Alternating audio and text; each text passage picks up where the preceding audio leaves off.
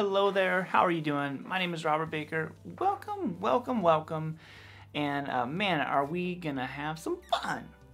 So if you're here, hopefully you went ahead and grabbed your fretboard decoder worksheet. A couple different ones for you to download there. And we're gonna be kind of like diving through all this stuff, helping us just understand, kind of conquering that fingerboard, connecting the dots between what we're hearing and what we want our fingers to play. That's always a huge challenge for guitar players. As a teacher, I've been fortunate enough to teach for many years now, and I've got to teach at some schools, do clinics, all kinds of stuff. And the struggle is always, how do we connect it? How do we learn this stuff to where, the thought of this sound is somehow translated to our fingers? So that's really what this is all about. There's been quite a few things that I've figured out for myself over the years, and like I said, I've shown all my students my approach to this, and they've all kind of walked away from it understanding better. So one of the biggest things that I talk about, and we'll get going through that worksheet here in just a moment, but is this struggle of there's so much going on in our mind when we try to play something. So when you initially learn something, when you first learn a scale, our attention is divided when you're trying to use it, because you learn it, and when you're trying to apply it to a backing track, you're listening to the backing track, you're trying to memorize the notes, you're like, what notes do I even play? How do I play the notes? So many things are all over the place. And really, what helped me kind of like decode that and declutter all the noise that was happening was when I started learning how to play this stuff in a lot of different ways. Now, I didn't just keep playing through the scales, like that all the time. I found new ways to kind of like reinvent the scales for me on the fingerboard and to kind of connect the dots for me to where I was constantly utilizing different areas, playing the notes in different sequences, different orders, all kinds of different ways. And before I knew it, what was happening was, before, when my attention was very divided, suddenly it was shifting. My thought of like, what note do I play? Is this the right note? Slowly started going down, and I was just focused more on how I was playing the note. And before I knew it, boom, that connection was getting stronger and stronger and stronger, to where I could improvise melodies now, off the cuff. I could play riffs without really thinking about it. All kinds of stuff was happening now because I wasn't focused so much on, is it the right note? Because I was confident. That was one of the biggest things that this did for me, is it gave me confidence as a player, that even if I wasn't playing the right note, I could turn it into the right note, So I think that's a huge hurdle to overcome, and that's really what this is all about. So to jump into it, the first section, what we have here is a super simple G major scale. Now, I use the 3-note per string approach, which many do. Some people prefer the more kind of like boxed version of it, but for now we're going to use the 3-note per string version. So let's kind of go through exactly what that's going to be. So it's just starting on your low E string with your 3rd fret, and you go to 5th fret, I use my middle finger, and then 7th fret on the low E. Okay, so now we go back to the A string, and you're going to play 3rd fret again. Then to the A string again, 5th fret, and then A string again, 7th fret. Okay? And for starters, let's just kind of get that going. Okay? Now you're going to shift down to the D string now, and you're going to go 4, 5, 7. Next would be the G, which is also 4, 5, 7. Woo! We're cooking. And you're going to go 5, 7, 8 on the B, and 5, 7, 8 on the high E. So already, we learned the scale, and I think it's important to dissect what's happening, not even from like a theory standpoint, to have different ways of connecting this shape in our mind. Now, if you notice, it went a whole step shape twice. It did half step, whole step twice. Then whole step, half step. And what I'm referring to is the spacing between my fingers. So this is a whole step going from 3rd fret to 5th fret. It's a G to an A note. And then a half step down here is going from 4th fret to 5th fret. If you ever heard people talk about that and you weren't sure what that meant, that's what that means. So I'm trying to recognize what shape my hands are in for this particular shape. Now, like I said, this is the G major scale. its modal name is the G Ionian mode. And a lot of people ask me, what do you think the most important mode or scale is to learn? And I really think that this is it. This is where it all kind of starts from. It all originates here. So the first step you want to do is get to where this is really under your fingers. You know, you want to sit there and ascend it, and then descend. And ascend, and then descend. Oh, sorry. Now, once you have that, we're on to phase 2. Now, this is kind of a cool way of drastically expanding how much you know. So for right now, I'm just going to assume that all you know is that major scale that I just showed you. You don't know the other mode shapes. You only know what I've shown you. So with that, you actually know so much more. It expands quite a lot using octaves. So again, first step, make sure you have this.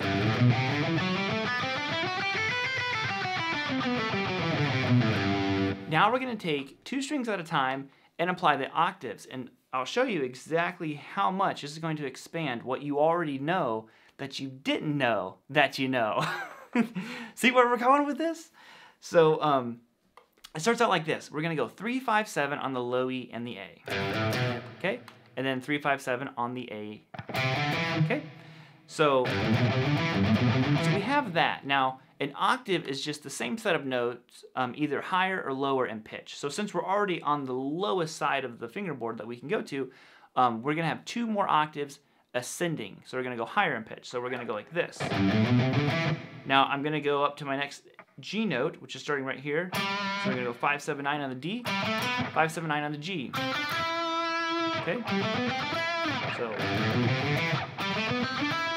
and that's a good starter right there. That shift is kind of tough to tackle at first. Now we have another octave up here starting on 8th fret of the B string. Okay, so we're going to go 8, 10, 12 on the B, and 8, 10, 12 on the high string.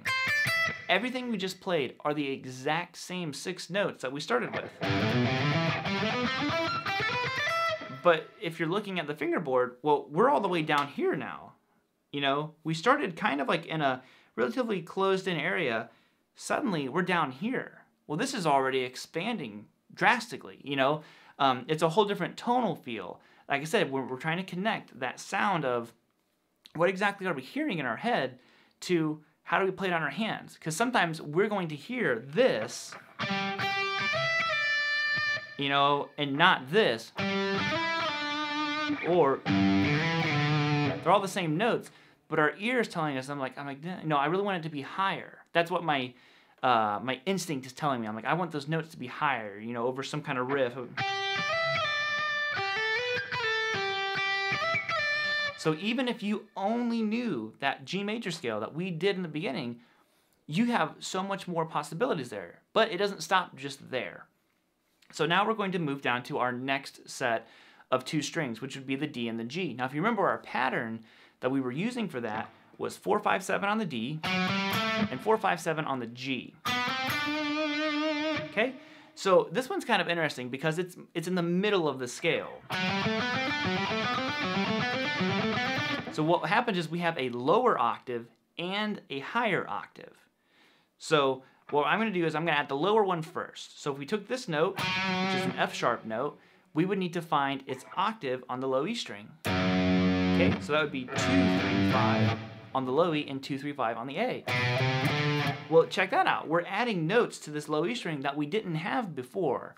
We had them, but we had them in an octave. So it would go 2, 3, 5 on the low E and the A, and 4, 5, 7 on the D and G.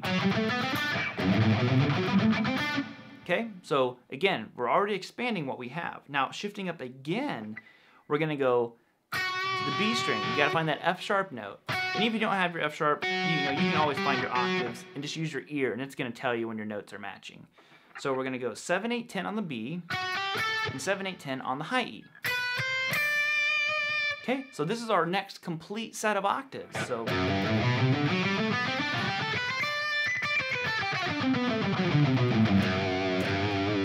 boom.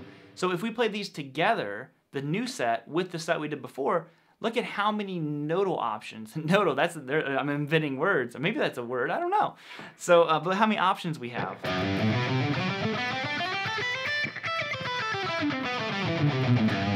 Okay, now you notice how I ascend the first or the second octave and then descend the other one. It's also very important. It's something we'll be covering more as we go, so don't worry. Because now we need to move on to our final set of octaves out of that G major scale. So out of it, we have this section here that goes 5, 7, 8 on the B and high E.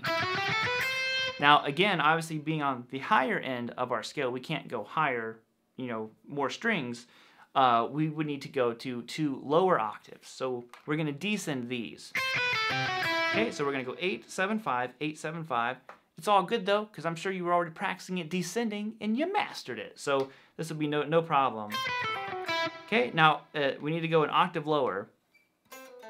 And we're going to go to 5, 4, 2 on the G and 5, 4, 2 on the D. Okay? So, now this part's a little bit trickier because it uses open strings. Now, because we have to go a lower octave, we're going to go 3, 2 open on the A, 3, 2 open on the low E. Okay? So we have that first section, which is going to go like this. Okay, so that was our first one we did. Here's our second one. And here's our new one. Look at how much we extended from one scale using octaves. So what this is doing now is we're increasing our vocabulary of what we're hearing in our head. So now whenever our ear is telling us like we need these notes, we have new avenues to find them, new ways to connect the fingerboard to our fingers, because I think so much of it is involving all of us, certainly a feel aspect of where our hand is, the way we're actually playing those notes. That's a huge part of it. The way we're hearing it, what we want to hear.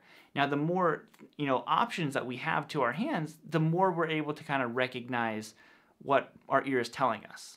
So that's why doing stuff like this is so crucial, so important. So the final thing I want to cover in this part of the fretboard decoder is actually, now that we have this, now that we have all these octaves, we've expanded it, we've got our initial scale, well, now we need to stop playing this stuff in order. We need to start expanding it. It's all about, creating different paths. So think about if you only drove one way to work every single day. It's the only way you know. It's the only thing you've ever done is drive that one path to work. Suddenly, the road's closed. Oh, okay. Now what do? We're stuck. We've only ever traveled one way. So if you only ever play those scales one direction, you only have that one path that you can travel. And what we've already stated is we need to travel these scales in a lot of ways. So we're going to do something very simple here at the end to kind of break it all up for you, because no one just wants to hear a scale all day. It's all about creating music, and music comes in all shapes, sizes, directions, avenues, styles, all kinds of stuff. So we need to be doing that with our actual practice. What I'm talking about exactly is we're going to take our scale. You know how we were ascending it before, the 3, 5, 7? All the way through it. I want you to do everything backwards. So we're going to go 7, 5, 3 on the low E, 7, 5, 3 on the A, 7, 5, 4 on the D, 7, 5, 4 on the G, 8, 7, 5 on the B, and then 8, 7, 5 on the high E. Okay, so now whenever you descend, you're going to be going 5, 7, 8 on the high E, 5, 7, 8 on the B, 4, 5, 7 on the G and the D, and then 3, 5, 7 on the A and low E. Okay, so we have